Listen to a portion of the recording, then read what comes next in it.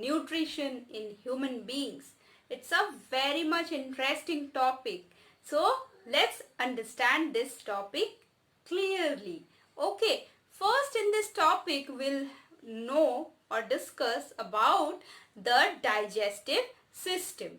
Now, what is a digestive system? Digestive system is the system present inside human beings or any organism which is composed of several organs. As you can see here, this is the human digestive system. So in the human digestive system, there are several organs are there. All together they are forming the system for digestion, and it is called as digestive system. Now let's see what are the parts of the human digestive system. So the parts of the human digestive system are, first of all, there is a opening. The opening is called as mouth. After that, there is a common place which is called as pharynx. And then there is esophagus. Then stomach. Small intestine. And large intestine. And last opening is the anus. So this is the parts of the digestive system obviously, but these parts are actually of the alimentary canal or digestive tract. So these are the parts of the digestive tract or alimentary canal. Okay. Apart from the alimentary canal, so we can see quickly the digestive tract is starting with the mouth and then esophagus, stomach, intestine, and the end is anus, right? Okay, so these are actually tract or tube-like structure from mouth to the anus. So this is called as digestive tract or alimentary canal. Now along with the digestive tract, there are some digestive glands are there. So within the digestive system, there is digestive tract or alimentary canal plus digestive glands are there.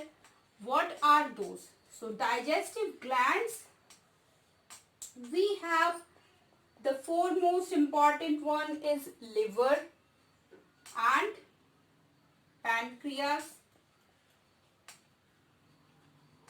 And there are digestive glands as present inside this tract as well. So apart from this tract, the other digestive glands are called as liver and pancreas. So let's label these parts. First part is the mouth. That is the opening of the digestive tract. Okay. Next, after mouth, there is a common part, common region for both the esophagus as well as the windpipe, that is the trachea. Both are originating from that area. So that is called as pharynx. After pharynx, there is esophagus. What is it? Esophagus. After esophagus, there is a pouch-like structure which is called as stomach. Then there is a very folded portion is there which is called as small intestine. And after small intestine, there is a large or bigger in diameter intestine, that is called as large intestine. Okay. So, and last is the anus. So these are the parts of the digestive tract. Now the digestive glands. The first one is liver. So this is the liver. It is a triangular shaped gland. And then after liver there is pancreas, which is a leaf-like structure. So this is pancreas. So all together they are forming the digestive system. Okay. So this is the structure of the digestive system. Let's get into the detail of those structures. So first of all, we will see about the digestive tract or alimentary canal. So first thing is the mouth. What is mouth? Mouth is the opening of the one opening of the digestive tract through which we intake food. Okay. Within mouth there is teeth as well as tongue, which help in the process of breaking down of food and making it as a mixture of food as well as saliva, and if there is any enzyme is there, so that gets mixed with the food and turned into a bolus so that we can swallow that. Okay. After mouth there is pharynx. What is the function of pharynx? Pharynx, actually it's a common path, as I already said that it's a common region for the digestive tract as well as the trachea or windpipe. So trachea or windpipe both are starting at the pharynx. So from pharynx food will enter into the digestive tract and wind will enter into the trachea or windpipe. Okay. So do pharynx play any important role? Yes, there is one important role is there, that in the pharynx the trachea is covered with a flap-like structure. After the pharynx, the trachea or windpipe is covered with a flap-like structure so that food cannot get in there. And they ask some question like why it is advised that while chewing or while eating food you are not advised or advised to talk. So the reason behind it, आपको ऐसा लिखना पड़ेगा, the reason behind it is that if we talk while eating, then the flap-like structure which is covering the opening of the trachea will not cover properly and food can get inside the windpipe and it can cause choking. Okay, moving on to the esophagus. So what is esophagus? Esophagus is a pipe-like structure and it just passes the food from the mouth to the stomach. It is not taking part in the digestion process. In the esophagus, there is a special type of movement is observed, is called as peristalsis. Okay, so peristalsis movement is actually taking place throughout the digestive tract. So esophagus is also showing peristalsis. What is peristalsis? It is rhythmic contraction and relaxation. So it is rhythmic contraction and relaxation of those muscles which are present in the esophagus so that the food can, and it forming a wave-like motion in the esophagus or digestive tract so that food can be propelled towards the forward to the digestive tract. Okay, next part in the digestive tract is the stomach. So what is a stomach? Stomach is a pouch-like structure and it holds the food for a time being and the process of digestion partially takes place inside the stomach. Okay. Next part, in the opening of the stomach, there are two types of sphincter are there. So this sphincter, what is a sphincter then? Sphincter is a circular muscle. Okay. What is a sphincter? Sphincter is a circular muscle. So at the opening of the stomach with the esophagus or at the joining of the stomach with the esophagus, there is a sphincter or circular muscle is there which is called as cardiac sphincter or esophageal sphincter. Okay, so this is called as cardiac sphincter or esophageal sphincter. Next there is another sphincter at the end of the stomach and starting point of the small intestine, which is called as pyloric sphincter. What is it? It is pyloric sphincter. Okay, now what is the function of the sphincter? So it is as it's a circular muscle, sphincter generally closes the opening of the stomach. So the function of this esophageal sphincter or cardiac sphincter is actually blocking the backflow of food from the stomach towards the esophagus. So it blocks the backflow of food. Okay, and what is the function of pyloric sphincter? Same way, it blocks the backflow of food from the small intestine inside the stomach. So these are actually, we can call it doors which are blocking the backflow of food. Next part in the digestive tract is small intestine. Now small intestine, as its name suggests, is very small in its diameter. Why we are calling it small intestine? Small intestine doesn't mean that it is size is small. It is actually the longest part of the digestive tract. It is very much long, 6 to 7 meters. Okay, but its diameter is small as compared to the large intestine. That's why we call it small intestine. So if this is the diameter of small intestine, this is the diameter of large intestine. So it is smaller as compared to the large intestine, smaller in the diameter. Okay. In the small intestine, there is 3 parts are there. The first part is called as duodenum, then jejunum and ileum. Okay. Okay. Next part is large intestine. So the large intestine is the next part in the digestive tract, and it is having a quite larger diameter as compared to small intestine.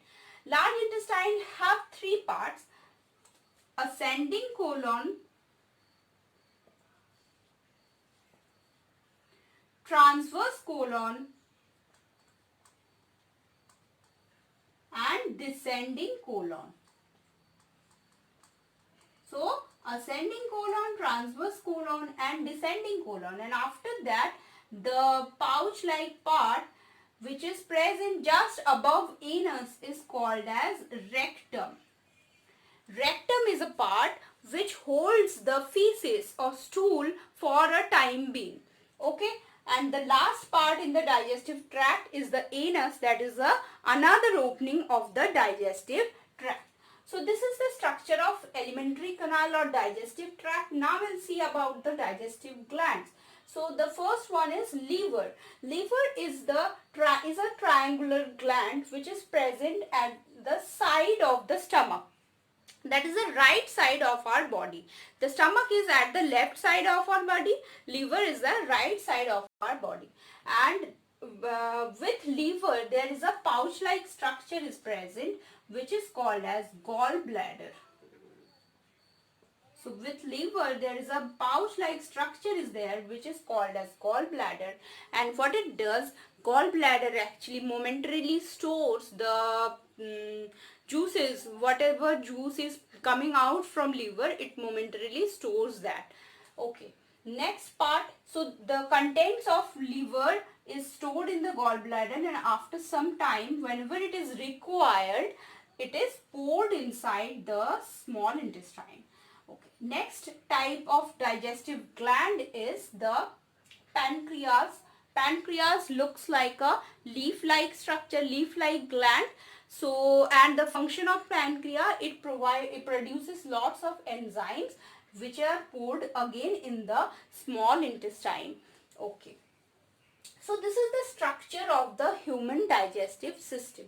Now we'll see about the process of digestion. Okay, so the process of digestion start inside our mouth first.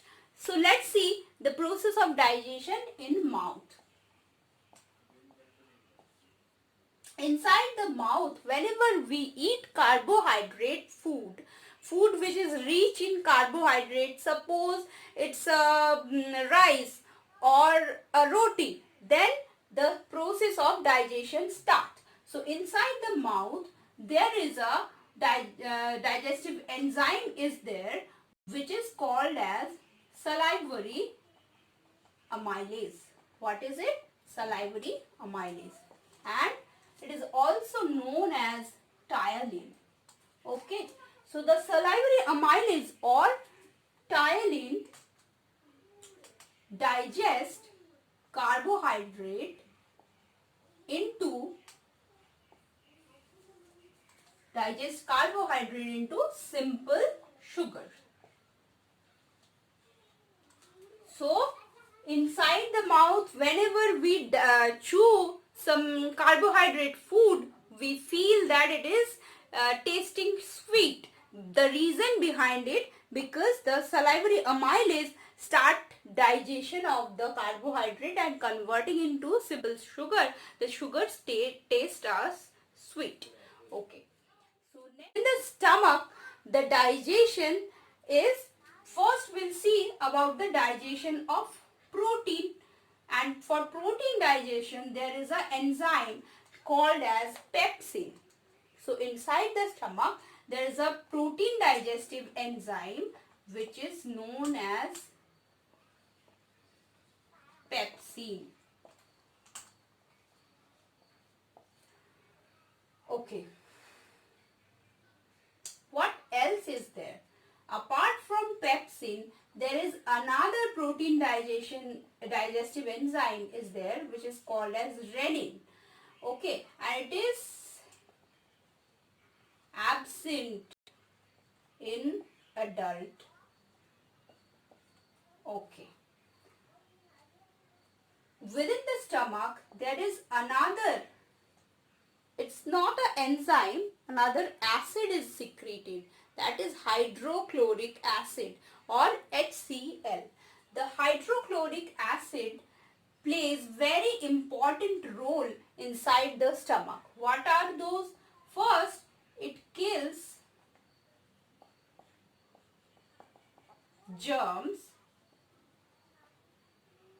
Then it makes the environment of inside the stomach, make the stomach environment acidic, and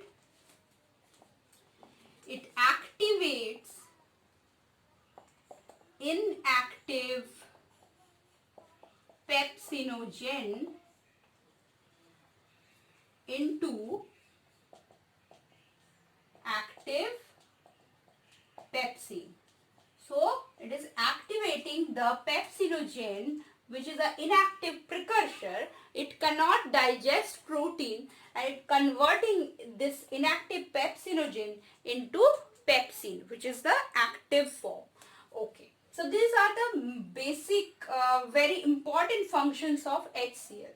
Now what is the digestion pepsin does? So pepsin is actually digesting protein into simple protein, or we can call it peptides. Okay. Again, another protein digestive enzyme there is renin, which is digesting the milk protein into simple protein. Okay, and this enzyme specifically is present in the young ones, but it is absent in the adult human beings. Okay, so inside the stomach, protein digestion occurs like this. About the digestion process within the small intestine. Within the small intestine, there is actually complete digestion of fat, protein and carbohydrate takes place. So first we'll see about the digestion of bile. So before that we have to know what is bile. Bile is a juice which is released by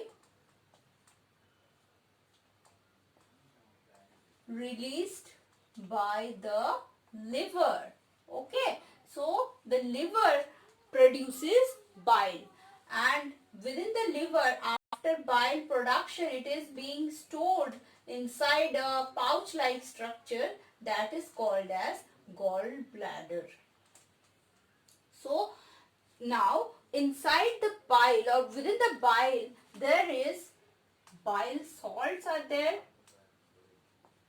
which actually does the function of or perform the function of bile. So what is the function of bile then? The function of bile is emulsification of fat. Emulsification of fat. What is emulsification? Emulsification is conversion of any large particle within into smaller particles. So actually bile, what it does, so from this bile is coming, then it is emulsifying fat. So larger fat droplets are being covered with the bile salts, and bile salts are breaking down the surface tension which is there inside the fat droplet. So the bile salts breaking the surface tension and making it into smaller particles like this. So large droplet, what is large fat droplet is being converted into smaller particles, smaller fat particles with the help of कौन कर रहा है ये? Bile कर रहा है, with the help of bile. Okay. So that is the most important function of bile, that emulsification of fat. After the emulsification of fat, there is some enzymes are there inside the intestine that does the rest of the part, that is the complete digestion of the fat. Okay, so we'll see about it. So in the pancreatic juice as its name suggests come from the pancreas. So in the pancreatic juice there is a fat digestive enzyme is there, pancreatic lipase. So this pancreatic lipase actually breaking down the fat into fatty acid plus glycerol, and this is the complete digestion of fat. Fat is being completely digested. After this it cannot be digested. So fatty acid, fat is being converted into fatty acid and glycerol by the pancreatic lipase. So that is the complete digestion of fat. And after that we'll see about the complete digestion of carbohydrate. So within the intestine, complete digestion of carbohydrate is there. So intestine, the juice secreted by the glands of the intestine is called as intestinal juice. So actually within the intestine, bile as well as pancreatic juice and intestinal juice, both three are functioning together for the complete digestion of protein, fat and carbohydrate. So the intestinal juice, it have some carbohydrate digesting enzyme like invertase, maltase, etc. So these are actually making the carbohydrate into simple sugar. Okay, that is simple sugar. What is it? We can write it glucose because it is the simplest sugar. Okay. Apart from this, protein digestion is also being completed inside the small intestine. So protein digestion. For protein digestion, there is one enzyme is called as erepsin.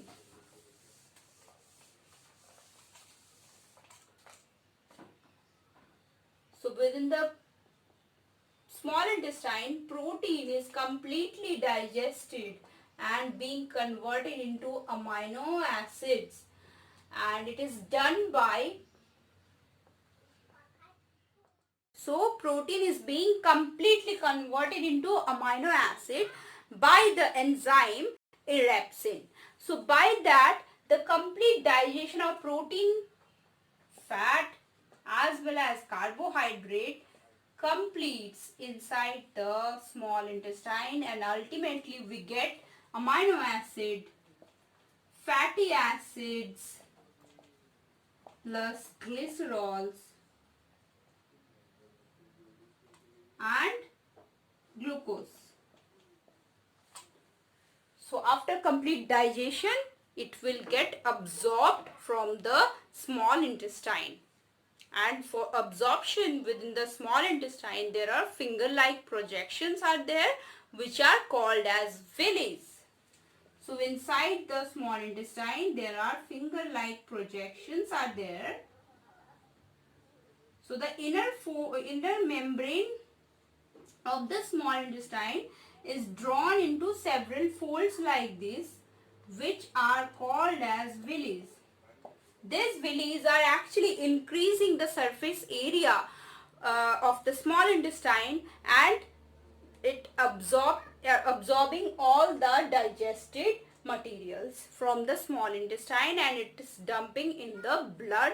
From there it is transported to each and every part of the body. Okay, so next we'll see what is done with the undigested food. That is, undigested food will be passed to the next part of the digestive tract, that is the large intestine. When the undigested food is coming inside the large intestine, it is just the excess water from the undigested food is being absorbed in the body, reabsorbed in the body, and in the large intestine there are certain bacteria or microbes are there, which are converting the undigested food into the feces or stool. So it is converting the undigested food into the feces or the stool, which will be stored for a time being inside the rectum, and after some time it will be thrown out of the body through the last opening of the small of the digestive tract, that is anus. So that is the complete process of human digestive system. I think it is quite clear now. If it is not, please let me know in the comment section. Thank you. Thanks for watching.